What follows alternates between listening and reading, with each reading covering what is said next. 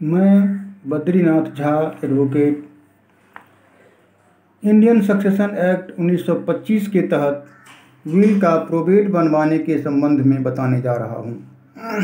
यदि आप मेरे चैनल पर नए हैं तो कृपया लाइक एंड सब्सक्राइब जरूर करें।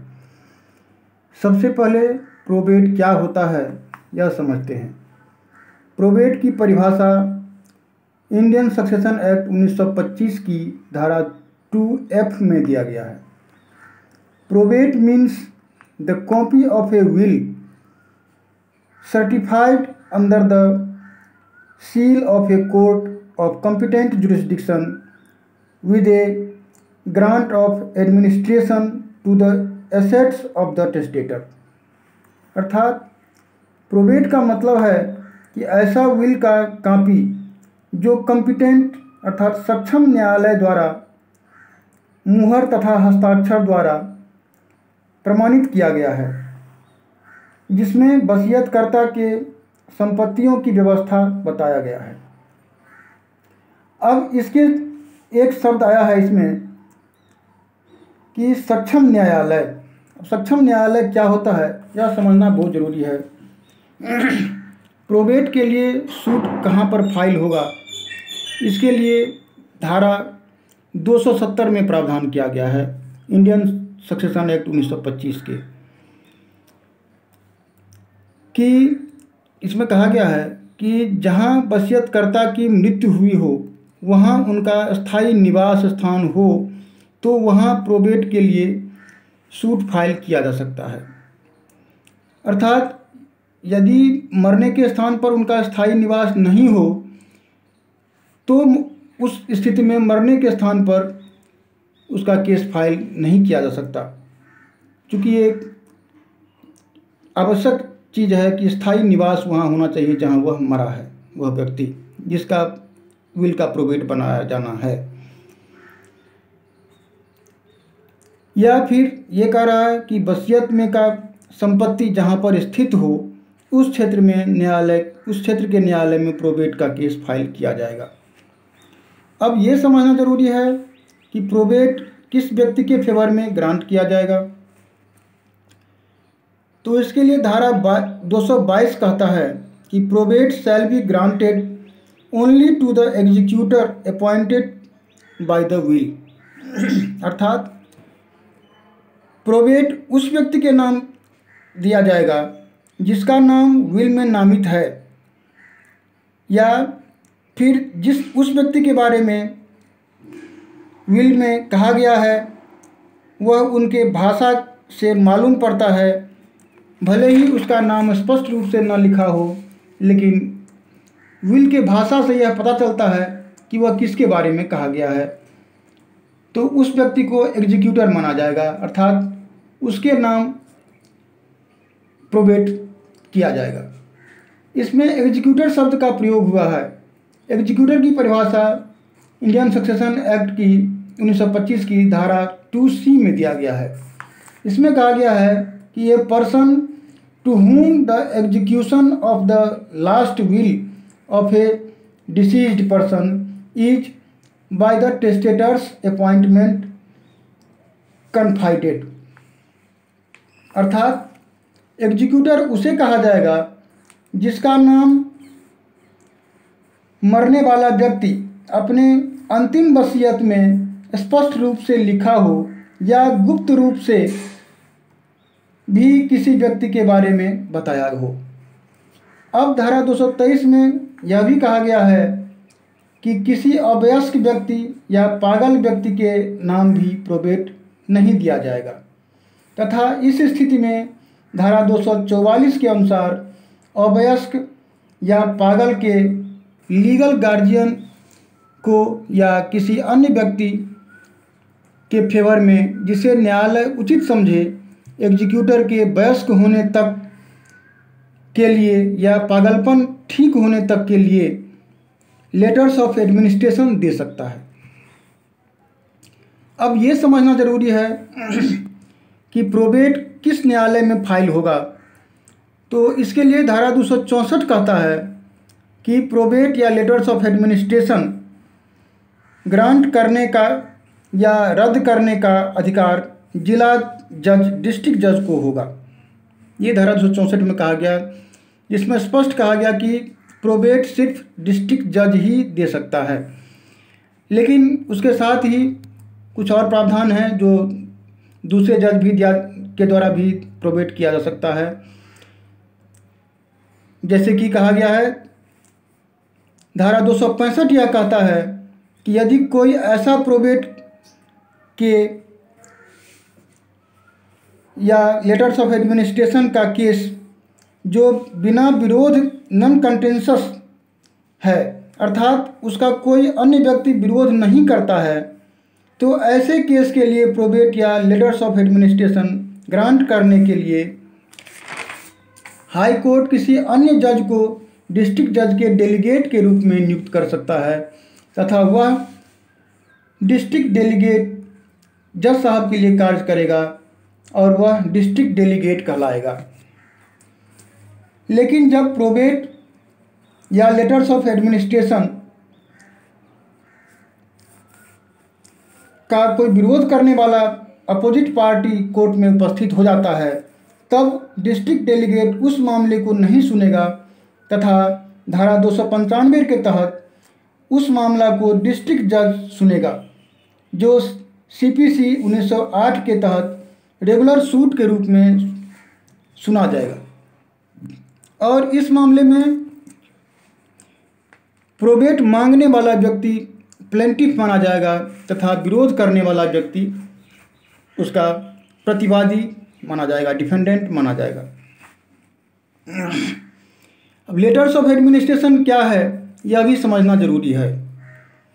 इसके बारे में धारा 218 में दिया गया है कि यदि कोई व्यक्ति बिना वसीयत लिखे मर जाता है, तब उस मृतक की संपत्ति का जो व्यक्ति बंटवारा कराने का हकदार है या पूरा संपत्ति पाने का हकदार है, उसके फेवर में लेटर्स ऑफ एडमिनिस्ट्रेशन ग्रांट किया जाएगा। यदि एक से अधिक व्यक्ति लेटर्स ऑफ एडमिनिस्ट्रेशन की मांग करता है तो कोर्ट अपने विवेक से एक या अधिक व्यक्ति को लेटर्स ऑफ एडमिनिस्ट्रेशन ग्रांट कर सकता है।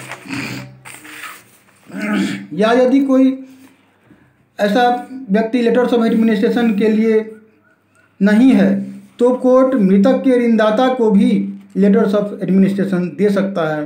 अर्थात यदि कोई ऐसा व्यक्ति नहीं है जो लेटर्स ऑफ एडमिनिस्ट्रेशन मांग सके, तो ऐसे स्थिति में यदि उसका कोई ऋणदाता है, मृतक का कोई ऋणदाता है और वो दावा करता है कि ये संपत्ति मेरा होना चाहिए, तो उसके फेवर में भी लेटर्स ऑफ एडमिनिस्ट्रेशन दिया जा सकता है। अब यह समझना जरूरी है कि प्रोबेट के लिए केस धारा 276 में दर्ज किया जाता है तथा लेटर्स ऑफ एडमिनिस्ट्रेशन के लिए धारा 278 में मामला दर्ज किया जाता है। धारा 276 में कहा गया है कि एप्लीकेशन फॉर प्रोबेट और for letters of administration with the will annexed shall be made by A petition before the court. इसमें एक बात बहुत ही महत्वपूर्ण है जो समझने का है कि जब लेटर्स ऑफ एडमिनिस्ट्रेशन के लिए एप्लीकेशन अलग धारा 278 में फाइल होता है, तो फिर इसका जिक्र धारा 276 में क्यों किया गया है। तो इसमें लेटर्स ऑफ एडमिनिस्ट्रेशन के साथ विल लगाने की बात कही गई है, जबकि लेटर्स ऑफ एडमिनिस्ट्रेशन बिना विल वाले लीगल एयर के लिए होता है। तो यहाँ यह समझना जरूरी है कि धारा 276 में जो लेटर्स ऑफ एडमिनिस्ट्रेशन का जिक्र है वह उन मामलों के लिए किया गया है जिसमें विल या वसीयत का जो एग्जीक्यूटर है या जिसके नाम प्रोबेट मिलना है वह व्यक्ति या तो नाबालिग है या पागल है। तो ऐसी स्थिति में धारा 276 में विल के साथ लेटर्स ऑफ एडमिनिस्ट्रेशन के लिए उस नाबालिग या पागल का लीगल गार्जियन देखभाल करने वाला व्यक्ति एप्लीकेशन दाखिल कर सकता है। इसमें एक और बात है कि यदि ओरिजिनल वसीयत खो जाए या किसी दुर्घटना या अन्य कारण से नष्ट भी हो जाता है तो भी धारा 237, 238 और धारा 239 के तहत उस विल के बारे में यदि कोई अन्य कॉपी उपलब्ध हो तो प्रोबेट दिया जा सकता है, या यदि कोई वसीयत कोई अन्य कॉपी ना भी हो तब भी यदि कोई ऐसा साक्ष्य या गवाह है जो यह साबित करता है कि ऐसा विल लिखा गया है या लिखा गया था तो उसका भी प्रोबेट दिया जा सकता है। या फिर कोई ओरिजिनल वसीयत किसी ऐसे व्यक्ति के कब्जा में है कि वह एग्जीक्यूटर यानी प्रोबेट प्राप्त करने वाले व्यक्ति तक उचित समय तक नहीं पहुंच सकता, पर उसका एक कॉपी एग्जीक्यूटर के पास है, तो भी उसका प्रोबेट संपत्ति के हित के देखते हुए दिया जा सकता है। लेकिन इन तीनों दशाओं में प्रोबेट सीमित होगा, अर्थात यदि ओरिजिनल विल पेश कर दिया जाता है तथा उसमें कुछ अन्य बात लिखा हुआ है जो बाद में पता चलता है ओरिजिनल विल आने पर, तो पहले लिया गया जो प्रोबेट होगा वह अमान्य हो जाएगा। साधारणतः ये समझना जरूरी है कि प्रोबेट लेने के लिए अंतिम वसीयत चाहिए। यह जरूरी है कि एग्जीक्यूटर द्वारा हस्ताक्षरित एप्लीकेशन का कम से कम एक ऐसा गवाह द्वारा वेरीफाई होना चाहिए जो वसीयत पर गवाह हो। यदि उस समय वह उपलब्ध हो तो यह जरूरी होता है। कहने का मतलब है कि यदि उस पर जैसे विल पर 2 गवाह रहते हैं, तो यदि उपलब्ध हो तो उसमें एक गवाह के द्वारा वेरीफाई करके ही प्रोबेट का एप्लीकेशन फाइल किया जाता है। इसके बाद धारा 283 में डिस्ट्रिक्ट जज या डिस्ट्रिक्ट डेलीगेट के कोर्ट में शपथ पर पिटीशन तथा अन्य गवाहों के साक्ष्य लिया जाएगा तथा न्यायालय ऐसी सूचना प्रकाशन करवाएगा कि यदि कोई व्यक्ति इस प्रोबेट का विरोध करना चाहता है या कोई हित उस संपत्ति में रखता है तो वह न्यायालय में आकर अपनी बात रखे या यह प्रोसीडिंग देखे। यदि जिला न्यायालय को ऐसा लगता है कि प्रोबेट ग्रांट करना चाहिए तो कोर्ट का मुहर लगाकर प्रोबेट धारा 289 के तहत जारी कर देगा। फिर भी प्रोबेट लेने वाले के लिए धारा 290 के तहत यह व्यवस्था की गई है कि उसमें न्यायालय में बॉन्ड भरना पड़ेगा ताकि यदि गलत तरीके से वह प्रोबेट लिया गया है तो उसकी बाद में उसकी भरपाई करनी पड़ सकती है या करनी पड़ेगी। धारा 293 कहता है कि प्रोबेट का ऑर्डर वसीयतकर्ता की मृत्यु के 7 दिन बाद तथा लेटर्स ऑफ एडमिनिस्ट्रेशन का ऑर्डर 14 दिन बाद ही ग्रांट किया जाएगा, उससे पहले ग्रांट नहीं किया जाएगा। इस अधिनियम में यह नहीं कहा गया है कि विल का प्रोबेट करवाने के लिए कब तक कोर्ट में मामला दायर करना जरूरी है। अब एक बहुत महत्वपूर्ण सवाल है कि कोई विल है तो उसका कितने समय तक प्रोबेट हो जाना चाहिए या प्रोबेट के लिए केस फाइल कर दिया जाना चाहिए। तो इसमें प्रोबेट के लिए वसीयतकर्ता के मरने के बाद कितने समय तक प्रोबेट केस हो जाना चाहिए यह अनिश्चित है। लेकिन इंडियन लिमिटेशन एक्ट 1963 जो सिविल तथा क्रिमिनल तथा अन्य सारे एक्टों में लागू है तो हमें भी प्रोबेट के केस फाइल करने के लिए समय के बारे में लिमिटेशन एक्ट में ही खोजना होगा कि लिमिटेशन एक्ट में कोई प्रावधान है इसके बारे में कि प्रोबेट कब तक फाइल किया जाना चाहिए या नहीं है। अब जब लिमिटेशन एक्ट में देखते हैं तो उसमें भी कहीं भी यह नहीं लिखा है कि प्रोबेट के लिए केस दायर करने की लिमिटेशन क्या होनी चाहिए, कब तक केस फाइल हो जाना चाहिए। अर्थात जो विल करता है विल करता के मरने के कितने दिन बाद केस फाइल होना चाहिए, इसका जिक्र कहीं नहीं किया गया है, ना लिमिटेशन एक्ट में ना इंडियन सक्सेशन एक्ट में।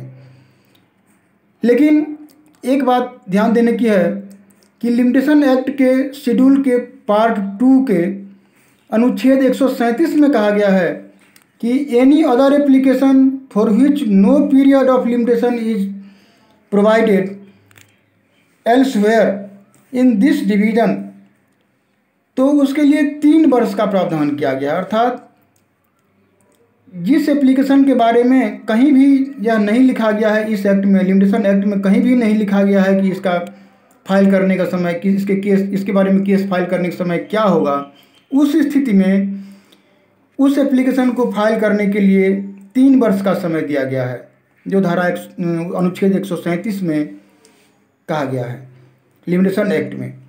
इसका साफ मतलब यही हुआ कि प्रोबेट का जो एप्लीकेशन लगेगा वह वसीयतकर्ता के मरने के बाद 3 वर्ष तक के अंदर ही फाइल किया जाना जरूरी है विल के प्रोबेट बनाने के लिए। नहीं तो उसके बाद यदि उस पर क्लेम करते हैं तो यह गलत होगा, क्योंकि लिमिटेशन एक्ट उसके लिए 3 साल का ही समय देती है। दोस्तों, मैं इसमें ये समझाना चाहा कि विल से प्रोबेट कैसे बनता है, किस कोर्ट में बनता है और कब तक इसके लिए केस फाइल होना चाहिए। बहुत बहुत धन्यवाद।